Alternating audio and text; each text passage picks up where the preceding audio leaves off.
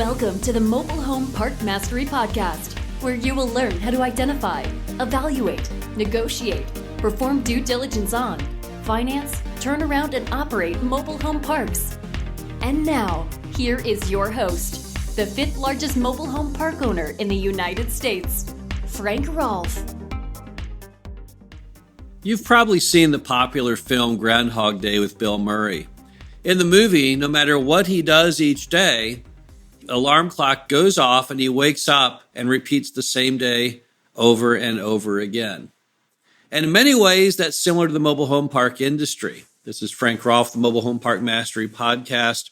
We're talking about Back to the Future. I found some magazines recently. I keep almost everything on the industry. I'm a virtual library of industry publications and information. And I found the Manufactured Housing Journal, a whole stack of them from 2010. So I thought I'd look at them to see how things have changed. It's been a full decade. I guess we got some things done, maybe.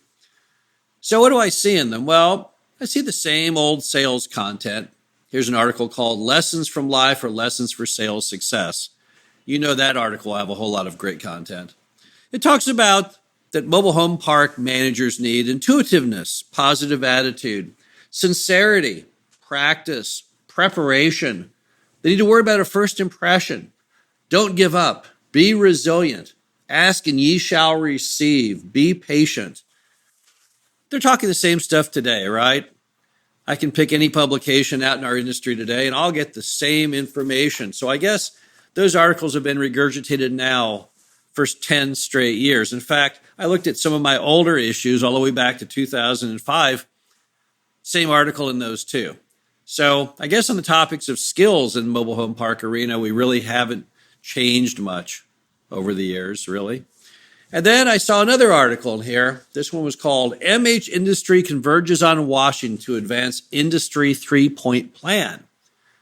Well, I wonder what the three-point plan was back in 2010. Well, here was the three-point plan the industry was so enthused about. Number one, improve financing. Number two, update the HUD code and keep our homes competitive. And number three, protecting preemption. Have we done any of these things? Well, let's look at it. Improve financing. In the article, they're calling on the government to try and make chattel lending more possible for the end consumer. Well, that never really happened. In fact, if it wasn't for the good folks at 21st Mortgage and Triad and PEP, there really wouldn't be hardly any financing for mobile homes at all. So that didn't happen. Then it says we're going to update the HUD code to keep our homes competitive. Well, do we really care? Did it really happen? Who knows? The industry is always talking about these little minor items on the HUD code. We're going to change this and change that. The end consumer has no idea what we're even talking about, nor does most any park owner. So I can't really say if these things were accomplished or not. The homes look roughly the same as they did a decade ago, both inside and out. Haven't noticed any big changes. So not sure if that HUD code issue got resolved or not, but more than likely nothing happened with that. And then protecting preemption. This whole concept that somehow the federal government will make states like mobile homes and mobile home parks better and therefore allow them to be found everywhere throughout the city, that you can put them on individual lots and you can put them in front of the public library and you can go build a mobile home park next to the junior college. And of course, it's never happened. So once again, nothing has really changed. We're back in a Groundhog Day environment. And then I found an article written by yours truly that appeared in a 2010 edition, and it's titled "The Big Loser Here is the American Public." And in the article, I talk about all the things the U.S. government could do to make mobile home loans more attainable by the resident. All the great things that would happen if they could just do that. All of the families that would have affordable housing. All of the people that would no longer have to live in that dreadful apartment that they've just learned about through self-quarantine is not really a healthy place to be living, but they could be their own homeowner. They could have their own yard. Much higher quality of life. Wouldn't cost the government anything. Many people on Section 8 could get off Section 8 because now they could actually own a mobile home and ultimately pay for it and then only pay lot rent, and they would no longer need the subsidy. But once again, it fell on deaf ears. Nothing ever happened. So why is the mobile home park industry like Groundhog Day? Why can we know seeming positive advancements. Why do things always remain the same? Well, I think there's some very basic reasons. Number one, our business model is very, very simple. People always want to try and reinvent the wheel. They want to find something new to talk about or say. But really, the whole idea of people renting land from you and paying a monthly rent, and you as the owner providing basic utilities, nice common areas, a road free from potholes, that's a very simple business model. It's not the iPhone. It's not building a new, faster, more energy efficient jet engine. It's perhaps one of the most basic, simple business models in the United States. So really, there just isn't a whole lot you can do to perfect it. We work on things, for example, moving the calls coming in off your ads through a system like Who's Calling that can record the call and give you numbers that you can call back and make exit interviews. And those are great, but those are still just minor advancements. So one problem you have is our business model is very, very simple. Another problem you have with the industry is that basically most Americans hate mobile home parks, and they have a very poor stereotypical image of those who live in mobile homes. And because of that very, very negative karma, they don't want to allow new parks to be built, and they don't want to allow a mobile home to go on a residential lot in their neighborhood. You can't blame them. Look at everything the media portrays about mobile home parks. It's all negative. I saw on the Disney Channel recently a cartoon on Disney called Trailer Trouble. In the cartoon, it depicted everyone in the trailer park as either being a criminal or a lowlife or a failure to launch or a drunk, and that's considered humorous by Disney. That's considered a perfectly appropriate modern cartoon. Isn't that amazing in today's politically correct world that you can portray 8% of all Americans who live in mobile home parks as being a lesser class of citizen? And there's no pushback at all. Look at shows like Trailer Park Boys, movies like 8 Mile. Hollywood doesn't have any desire to elevate anyone's impression of people who live in mobile home parks. They find it more fun just to go in and throw in nothing but endless sex and violence, because of course that's what the viewers want. And what the heck, they knew when they saw a mobile home park in the title, or they saw a picture of a mobile home in one of the stills to the program, that it's going to get greater viewership, because everyone always assumes that the mobile home park, well, it's just a bastion of terrible stuff. So in many ways, there's really no way to move the needle. You're never going to get people in cities, city hall, state government to ever really push for more mobile homes and more mobile home parks, or even a positive attitude on the industry. And of course, the manufacturers continue to produce the same product. A mobile home today looks no different than it did back in 2010. We really haven't had any big changes in the product that we have. So there's no real reason people can write any articles that are talking about this new wondrous invention, this new product, because our product just never really changes. So will we ever have new things going on? Are we stuck in this endless Groundhog Day rut as an industry? And the answer is perhaps. But also perhaps over time, the stigma, the barriers to the industry will change. A lot of the reasons that we're stuck in Groundhog Day is our own fault as an industry.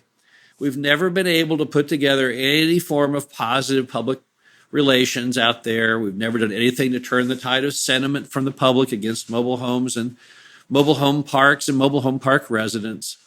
And it's a shame. If you look at the RV industry, they're doing such great things with everything they do. The theme Go RVing has been a fantastic PR campaign. RVs you see in Town & Country magazine, Neiman Marcus catalog. You see them on TV all the time. Nothing but positive commentary. RV industry has done everything correct that the mobile home park industry did not. Their sales go up every year. Every year is a new record sales year. And it's a shame because there was so much potential with mobile homes. We are the cheapest form of housing. We're the most superior form of housing in our price point. We're the only non-subsidized form of affordable housing. Yet we get no credit. We get no visibility. We get no positive karma from anybody. I haven't seen a positive article on the mobile home park industry since I've been in it. I can name you on one hand the positive articles. The New York Times article about Dave and myself in 2014. There was a good Bloomberg article also in 2014. There was the article, The Home of the Future by Time magazine a couple years ago. And that's pretty much about it. So do I have confidence that the industry will change going forward? No, I don't have a lot of confidence in it. However, I see some trends I find encouraging. I see a lot of millennials liking the idea of tiny homes. In fact, I see a lot of good publicity for tiny homes. Watch the shows on HGTV. So definitely, we have something going on there. And as a nation, we always have this need for affordable housing. It just keeps growing exponentially. So I know people will never lose interest in the product that we do. And every mobile home park I drive by nationwide looks a little better than it did the last time I was there, as a lot of these older properties are purchased from old moms and pops and brought back to life. So really, if you were to map out the general direction, it's definitely up. But it's not up in such a big manner that we can spot the changes. Now, if I go back in my stack of magazines back into the 90s, I can see a real change. Back in the 90s, you just had some new entrants of renown. Sam Zell jumping into business. Even in the early 2000s, you had Jim Clayton passing the baton to Warren Buffett. Lots of big things. So perhaps our industry, to really get a historical feel, you can't go back 10 years, maybe you got to go back 20, 30 years to really see the changes. But they're very slow indeed. This is Frank Rolfe, the Mobile Home Park Mastery Podcast, just saying that perhaps all of us should put a little more thought into how we can move the needle on the industry. Maybe we need to consult our local politicians, maybe send an email here or there, or maybe more importantly, just explain what we do to other people so they can have a more positive feel for the industry. Recently, I had to go out and film a few minutes of video in one of our properties. I needed someone to act as a cameraman, so I took someone from my small town out with me to hold the camera. They had never really been in a mobile home park before. They had just the most terrible negative stigma of it prior to going out there with me.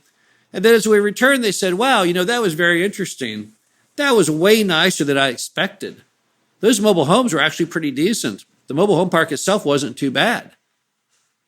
Well, there you go. We have another fan now of the industry. So maybe we can all help to get at least one person a little more interested in what we do, feeling a little bit better about the product, about the quality of life that mobile home parks can provide. And maybe over time we can erase this terrible stigma that we seem to be stuck in decade after decade and make some real positive progress. I would love to see that. I would love to see the end of our Groundhog Day. Even Bill Murray finally broke out of Groundhog Day's rut. Maybe we can too as an industry. This is Frank Rolfe, the Mobile Home Park Mastery Podcast. Hope you enjoyed this. Talk to you again soon. Thank you for listening to the Mobile Home Park Mastery Podcast. Be sure to visit us at mhpmastery.com to subscribe to the show, read our show transcriptions, and access all of our great information on mobile home park investing.